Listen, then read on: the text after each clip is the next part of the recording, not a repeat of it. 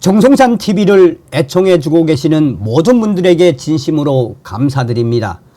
이번 시간에는 국민의힘 박충건 위원, 김정은 국방대학, 북한 당시 충격 실태, 지금 김정은 현 상황. 잘 아시는 것처럼 탈북민 출신의 박충건 국회의원, 북한에서 최고의 엘리트 코스를 밟지 않았습니까? 또한 서울대에서도 공부를 했지요.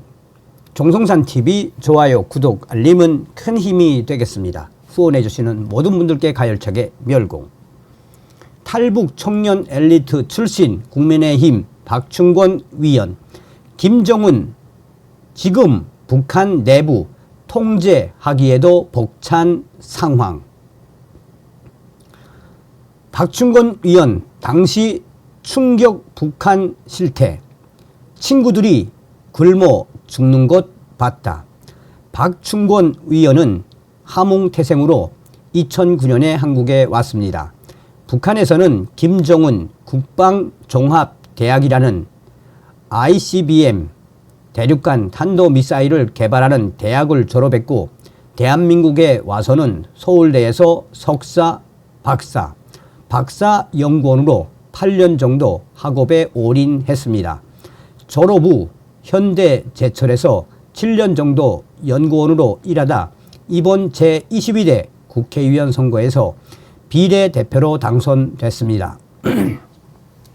북한에서는 영재 고등학교인 제1고등학교를 나올 만큼 토대도 좋았습니다. 북한에서는 고위직 출세가 보장된 곳이나 다름이 없었는데 무엇이 그를 탈북의 길로 이끌었을까요? 1995년도부터 고난의 행군이 시작되었죠. 주변에서 학급 동기들 그리고 동네 친구들이 굶어 죽는 걸 직접 봤습니다. 엊그제까지 같이 뛰어놀던 친구가 영양실조에 걸려서 죽어갔어요. 가끔은 밥 굶는 친구를 집으로 데려와 부모님 몰래 밥을 먹여서 보내기도 했습니다. 그런다고 해결될 일이 아니었습니다. 사방에서 누군가가 사라지면 죽었다라는 소문이 들렸고, 숱한 친구들의 얼굴을 다시 볼 수 없었습니다. 길거리에서도 굶어 죽은 사람을 쉽게 볼 수 있었죠. 고난의 행군이 한창일 때는 학교 출석률이 30%도 안 됐어요. 들판에 나와서 풀을 뜯어 먹는 어린애들도 꽤 있었습니다. 선생님들도 굶어서 출근을 못하는 충격적인 상황이었습니다.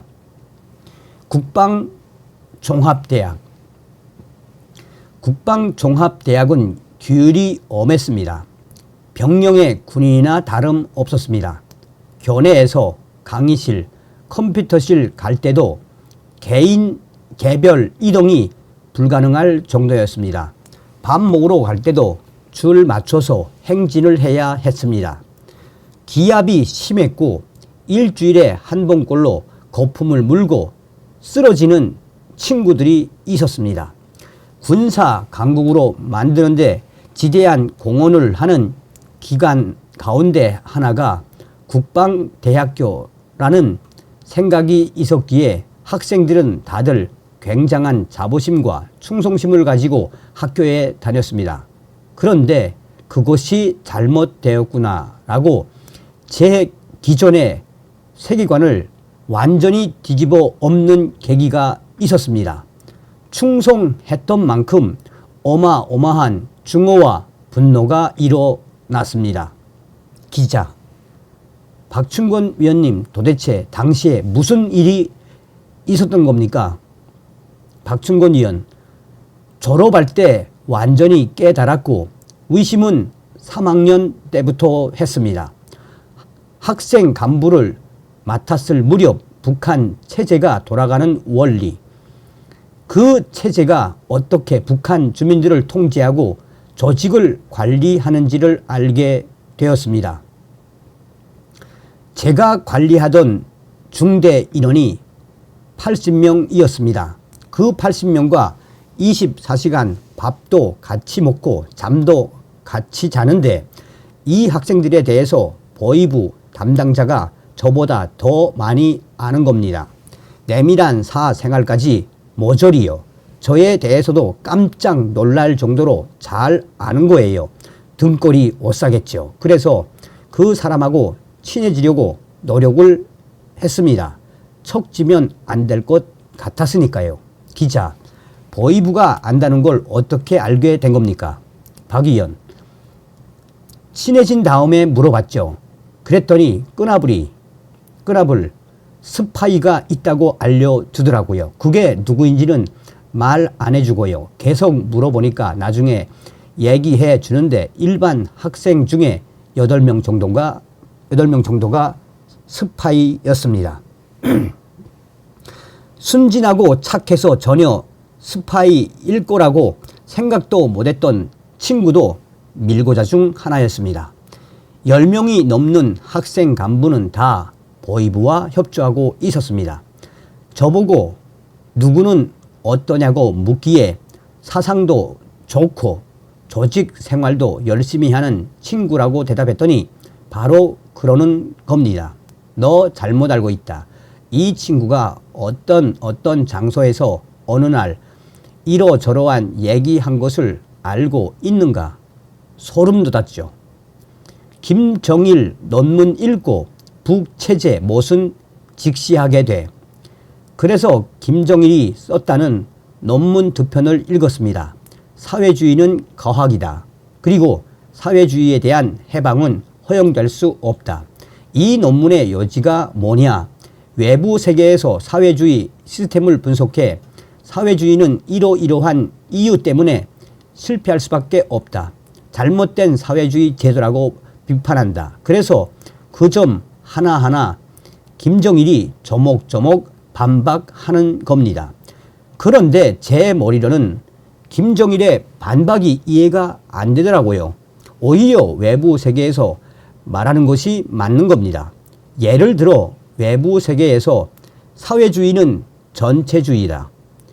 이 최민희 위원장이 얘기한 것처럼 전체주의라고 비판하고 사회주의는 병영식 주민통제, 강제력이 큰 행정명령으로 나라를 운영한다고 했는데 제 경험에 비춰보면 다 맞는 얘기였어요.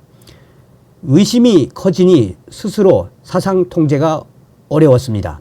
논문 속의 사회주의 비판자들은 국가를 운영하려면 다당제가 맞고 일당제로는 안 된다고 했습니다. 그동안의 삶을 뒤돌아보니 조선노동당의 무능함이 여실히 보였습니다. 그럼 누가 견제할 거냐? 견제할 다른 정당이 없지 않아요. 근데 다당제는 서로 견제하니까 국민 지지를 얻기 위해 더 좋은 정책을 내놓을 거 아닙니까? 제가 보기에 시장 경제가 맞더라고요. 국가가 어떻게 처음부터 끝까지 계획합니까? 제가 내일 아침에 뭐 먹고 싶은지 뭘 입고 싶은지 어떻게 알죠? 그걸 어떻게든 알아낸다고 해도 제때에 제 시간에 물건을 생산하고 배급하는 일이 가능한가요? 깊게 생각해 봐도 단순 논리로 봐도 사회주의 계획 경제는 실패할 수밖에 없는 것이라는 결론을 내렸습니다. 어떤 제조업 회사를 하나 만든다고 하면 제가 배운 교과서에는 관리직이 15%를 넘어가면 안 된다고 나옵니다. 손익분기점을 넘기기 어렵다는 것이죠. 그런데 북한은 거의 80% 이상이 관리직이에요. 그리고 생산직은 다 시장에 나가 있어요. 장마당에 나가서 돈 버느라고요. 그럼 이건 망한 사회죠. 대학교 졸업할 때 저는 우익 자유주의자가 되어 있었습니다. 하지만 어떤 세계관을 가진 사람이 그 반대로 가기는 참 어렵잖아요. 내가 속한 체제나 진영에 어떤 잘못이 발생했다고 해서 이걸 버리고 전향하는 건 또 다른 문제였습니다. 알을 깨고 나오는 건 누구에게나 쉽지 않습니다. 그래서 세운 논리가 있습니다. 사회가 아무리 썩어도 김씨 일가만은 잘못되지 않을 거다. 김씨 일가를 바로 밑에서 보조하는 조선노동당 중앙당도 재건할 거다. 부패하지 않을 거다. 그러면 아직 희망이 있다. 그렇게 생각하려고 노력했어요.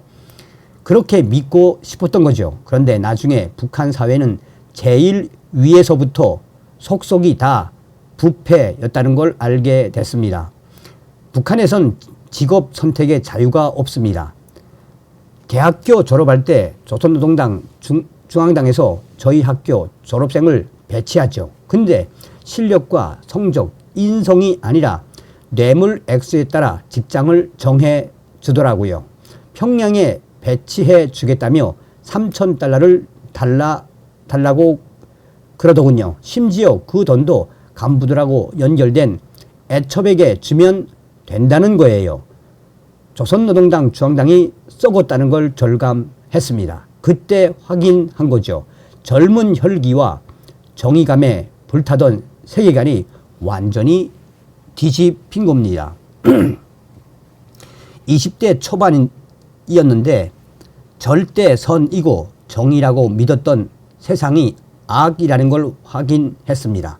그러니까 꿈과 희망이 다 사라진 겁니다. 그 증오와 분노, 배신감 때문에 정말 김씨 일가를 테러하고 싶은 그런 마음까지 들었죠. 제가 할 수 있는 건 아무것도 없고 구조적으로 불가능하고 젊은 청년에겐 꿈과 희망을 품는 것이 중요합니다. 그래야 살 수 있으니까요. 북한은 지구상에서 유일한 선과 정의의 극과가 자기들이라고 선전하죠. 그 외에는 다 악이라고 가르쳐요. 근데 제가 조선민주주의 인민공화국이 악인 걸 확인했잖아요. 공학도적인 로직, 논리에서 그렇다면 이 바깥에는 정의와 선을 지닌 국가 또한 있지 않을까, 이런 결론에 도달했습니다. 그래서 그때부터 정보를 수집하기 시작했습니다. 한국 드라마도 찾아서 보고 외부 세계는 사람들이 어떻게 살고 있을까, 그리고 어떤 세상일까, 그런 것부터 일단 확인했죠. 닥치는 대로 정보를 수집해 연구하듯 영상물을 봤어요. 제가 딱 확인하고 싶었던 것이 한국과 미국, 일본의 드라마였습니다. 북한이 제일 증오하는 국가니까 이건 무조건 봐야 한다고 생각한 겁니다. 기자, 기억나는 드라마가 있습니까? 네, 형사. 2003년에서 2024년라는 SBS 시트콤을 기억합니다. 시청률이 얼마 안 나온 드라마인데 그걸 보고 야, 이게 사람 사는 세상이구나 라는 생각이 들었습니다. 그냥 전부 다 사람들이 너무 자유롭고 대화도 전혀 꺼리낌 없이, 북한 사람들은 무슨 말 한마디 할 때도 조심해야 하는데 그런 게 없는 거예요. K-팝 노래도 300곡 정도 찾아서 들었습니다. 가사에 영어가 섞여 있는 것이 충격적이었습니다. 북한 노래는 하나같이 체제 찬양 일변도인데 남쪽 노래는 엄청나게 세련된 데다가 노래 안에 인생이, 삶이 담겨 있었습니다. 사소한 것 같지만 북한 주민을 변화시키는 데는 이런 것들이 중요합니다. 북한에서 한국 드라마나 K-팝이나 이런 것들을 가장 많이 가지고 있는 것이 어딘지 압니까? 기자, 보이브 아닐까요? 단속하고 통제하는 부서니까 자료가 제일 많겠죠. 박 의원, 맞습니다. 보이브에서 한류를 제일 많이 봅니다. 7월 10일 TV조선은 정부 당국 관계자의 말을 인용해 대북 풍선에서 USB를 주어 드라마를 보다 적발된 중학생 30여 명이 지난주 공개 총살된 것으로 파악했다고 보도했죠. 정말 반인륜적인 체제이고 상식과 통념이 통하지 않는 사회라는 걸 증명한 사례입니다. 김씨 일가가 북한 주민들을 얼마나 사람 취급하지 않는가를 단적으로 보여주었죠. 그들에게 북한 주민은 노예이자 짐승일 뿐입니다. 한편으로는 그 정도로 잔인한 일을 저지를 수밖에 없을 만큼 지금 현재 북한 김정은 정권이 엄청난 코너에 몰려 있다는 방증도 됩니다. 현재 북한 김정은이가 여러 가지 이야기를 하고 있지 않습니까? 두 개 국가 어떻고 저렇고 하지 않습니까? 그러나 북한 김정은은 이러한 한류의 내부 통제조차 하기 힘든 충격적인 상황에 빠진 것입니다. 어떻게 보면 김정은 정권의 최악의 상황이 지금일 것입니다. 다음 시간에 뵙겠습니다. 멸공.